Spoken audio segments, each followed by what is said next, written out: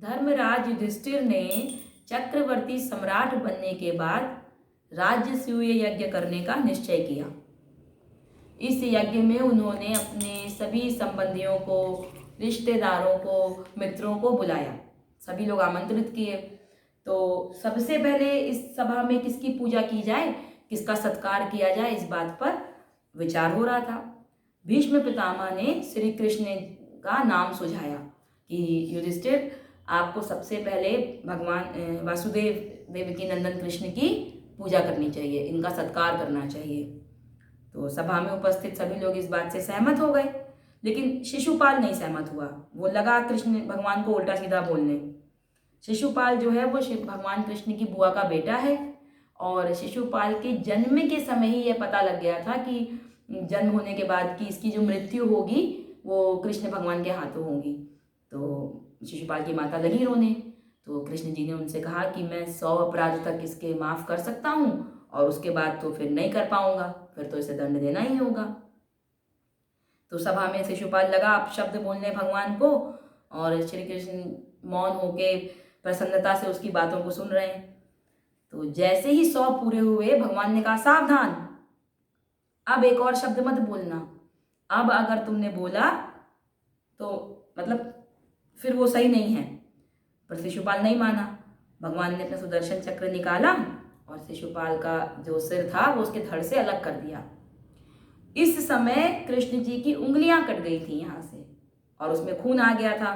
तो जब द्रौपदी ने देखा कि उसकी उंगली कट गई है, तो उन्होंने अपनी साड़ी को फाड़कर भगवान के, कृष्ण जी के यहाँ पे पट्टी बांध दी थी, और भगवान चले गए। उसके बाद द्वारिका रोज देखते थे वो उस चोट को। चोट तो वो खत्म हो गई थी, पर उसका निशान वहां पे रह गया था। कृष्ण रोज निशान को देखते थे और कहते थे, बहन तेरा कर्ज चढ़ा है मेरे ऊपर, मैं तेरा ऋणी हो गया हूं, जो तुमने पट्टी बांधी थी उसके लिए, वो कहते थे। एक बार द्यूत क्रीड़ा में जब पांडव कौरवों से हार गए, तो द्रौपदी का अपमान करने के लिए दुशासन लगा खींचने साड़ी। भरी सभा में दुशासन द्रौपदी की साड़ी खींच रहा है, और पहले तो द्रौपदी अपने आप को खुद ही रोके हैं, पकड़े हैं कि मैं सक्षम हूँ, मैं खुद को बचा लूंगी। पर जब उन्हें ये लगा कि नहीं, ये तो खींचते ही जा रहा है और मेरे बचाने से अब ये बचने वाला नहीं है, तो उन्होंने भगवान को याद करना शुरू किया, कृष्ण को याद करना शुरू किया। और दुशासन से कह रही हैं, भगवान को याद करती हैं और दुशासन से कहती हैं, क्या कहती है द्रौपदी? खींचे दुशासन जोर लगाई के, कटेर हमारी जो ऊ सुन पहिए, बाविश्वास विपत्ति पड़े पर, मोहन ना हमके बिसरइए। द्रौपदी कहती है, जितना दम है जोर लगा के खींच ले, मेरा विश्वास है मेरे घर वाले, मेरे पति भले उठ के ना आए, पर मैं पुकारूंगी तो मेरा भाई अवश्य दौड़ के आएगा। क्या कहती है द्रौपदी? खींच दुशासन जोर लगाई के, किटेर हमारी जो ऊ सुन पहिए, बाविश्वास विपत्ति पड़े पर, मोहन ना हमके बिसरहिए। देर लगी ना अबेर लगी, बिरना हिरना अस धावल आई है, और भौजी की गोद में हुई है तब, मोरी टेर सुनी थिर ना रह पाइए। मेरा विश्वास है जहां कहीं भी होंगे मैं पुकारूंगी, दौड़ कर आएंगे मेरे भाई।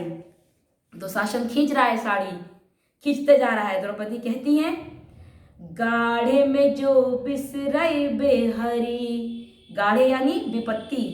द्रौपदी कहती है, यदि विपत्ति में तुम मुझे भूल गए, तब जातो से हम बोलब नाही। कृष्ण से द्रौपदी कहती हैं, तू बहना बहना कहिबा, पर नाता कबो हम जोड़ब नाही। आज यदि तुम मुझे भूल गए तो संबंध समाप्त कर दूंगी।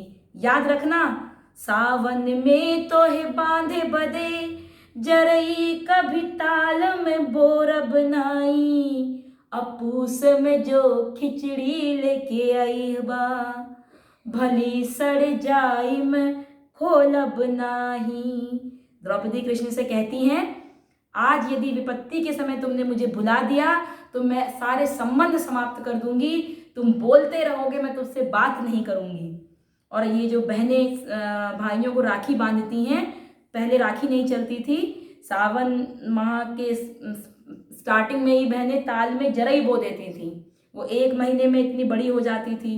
जब सावन के माह के अंत में जब राखी आती थी तो उसी जरई को ताल में से निकाल के बहन अपने भाई के हाथ में बांध देती थी।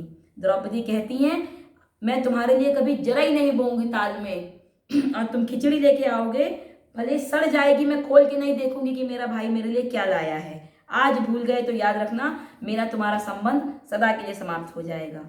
कृष्ण से जैसे बोली द्रौपदी, कृष्ण चल पड़े, भगे कृष्ण वहां से। और आप दर्शन कीजिएगा यहाँ पे, आगे से चीर बढ़े नभ में, उकरे पिछवा दौड़े रे मुरारी। आगे आगे कपड़ा भाग रहा है और उसके पीछे पीछे कृष्ण भाग रहे हैं। आगे से चीर बढ़े नभ में, उकरे पिछवा दौड़े रे मुरारी। आज कन्हैया भगे इतना के, उनका के नन छुपौले उर्गारी। उर्गारी यानी गरुड़, गरुड़ भगवान के वाहन का नाम है। सबसे अधिक वेग अगर किसी वाहन का है तो वो गरुड़ है। गरुड़ का वेग मन की शक्ति से भी तेज है। मन को जितना समय यहाँ से अमेरिका पहुंचने में लगेगा, उससे कम समय में गरुड़ वहां पहुंच जाते हैं। और भगवान गरुड़ पे चलते हैं कि भक्त न जाने कब कहाँ बुला ले। लेकिन आज इतना तेज भागे हैं भगवान कि उनका वाहन गरुड़ भी पीछे छूट गया है। 3 विमान उड़े नभ में, यहाँ पर कवि कहते हैं ऐसा लगता है जैसे एक साथ 3 विमान नभ में उड़ रहे हैं। 3 विमान उड़े नभ में, अगवा के बड़े ये होड़े लगारी। आई सभा में आकाश से कान्हा, बढ़ावन लागे हैं छोरे से साड़ी। कृष्ण आकर सभा में खड़े हो गए हैं और दुशासन खींचते जा रहा है, खींचते जा रहा है, वस्त्र समाप्त होने का नाम नहीं ले रहा है। सारी सभा अचंभित है। जब साड़ी घटी नहीं, साड़ी खत्म नहीं हुई, तो दुर्योधन देखता है और बोलता है, सारी घटे नत बोला दुर्योधन, अरे खींच दुशासन जोर लगा दे। सारा जोर लगा दे दुशासन। ई सुन के द्रौपदी हंसी बोली, तू अब जोर लगा सहजादे। तू भी जोर लगा दे। बाती दयादि की आई गई बातें, बाती पे बाती हम ये भी कहा दे। चीरे घटी न दुशासन से अब, अपने अनरा बपवा को पठा दे। द्रौपदी कहती हैं, अब ये तेरे और दुशासन के बस की बात नहीं है, तू अपने अंधे बाप को भेज दे, वो भी खींच के देख ले। दुशासन खींच रहा है, खींचते जा रहा है और खींचते खींचते थक गया। कृष्ण साड़ी बढ़ा रहे हैं और अपनी बहन को देखते हैं, द्रौपदी को देखते कहते हैं, बहन मैं आ गया हूं बहन। कृष्ण द्रौपदी से कहते हैं, आके कन्हैया कहे बहिना से, कहे बोलत नहीं के कोहाइल बाड़ी। तुम क्यों नहीं बोलती हो मुझसे, देखो मैं आ गया हूं। राही में ना पनियो पियनी, मैंने रास्ते में पानी भी नहीं पिया।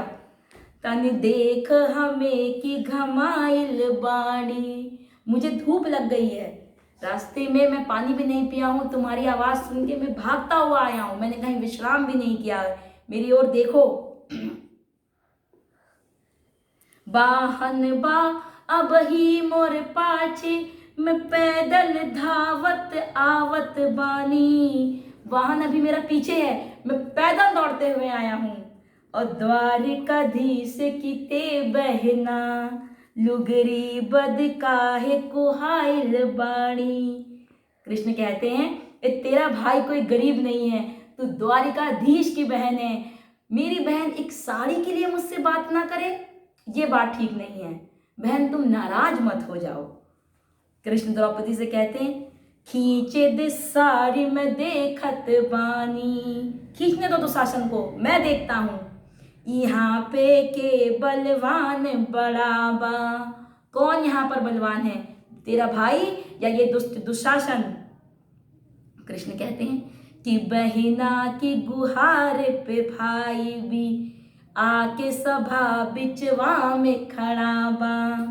और फिर कृष्ण वो प्रेम याद दिलाते हैं, कहते हैं फारी के तू बंधली सरिया अब ही उंगली में निशान पड़ा बा। और एक बात बताऊं बहन, सूद में ढाकब लाज तुहारी अमूल तुहार पड़ा का पड़ावा। कृष्ण कहते हैं तुमने जो अपनी साड़ी फाड़ कर मेरी उंगलियों पे बांधा था, मैं उस दिन तुम्हारा ऋणी हो गया था। उस ऋण के ब्याज में ही तुम्हारी लज्जा बचा दूंगा। तुम्हारा मूल फिर भी मेरे सिर पे रहेगा। तुम्हारे ऋण से ये भाई कभी भी उऋण होने वाला नहीं है।